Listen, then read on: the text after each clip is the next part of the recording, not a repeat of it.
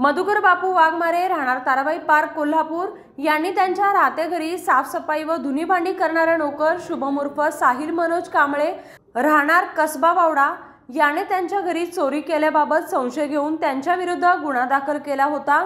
सदर गुन्ह्याचा तपास करत असताना शाहूपुरी पोलिसांनी या गुन्ह्यातील आरोपी शुभम उर्फ साहिल मनोज कांबळे याला त्यांच्या राहत्या घरातून ताब्यात घेऊन त्याच्याकडे चौकशी केली असता त्याने प्रथम उडवाउडवीची उत्तरे दिली, परंतु त्याची अधिक चौकशी केली असता त्याने सदर गुन्हा केल्याचे कबुली देऊन चोरी केलेले दागिने काढून दिले।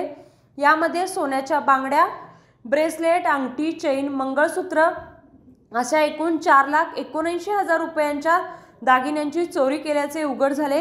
या चोरीच्या गुन्ह्याच्या तपासात शाहूपुरी पोलिसांनी तात्काळ कारवाई करून आरोपीस ताब्यात घेतले। सदर कारवाई पोलीस अधीक्षक महेंद्र पंडित व उपविभागीय पोलीस अधिकारी अजित टिके यांच्या सूचनेप्रमाणे पोलीस निरीक्षक अजय सिकंदर यांच्या मार्गदर्शनाखाली शीतलकुमार कोल्हाळ, सहाय्यक फौजदार संदीप जाधव, पोलीस अंमलदार मिलिंद बांगर, विकास चौगुले, शुभम संगपाळ, लखन पाटील, बाबासाहेब ढाकणे, रवी आंबेकर, महेश पाटील यांनी केली आहे।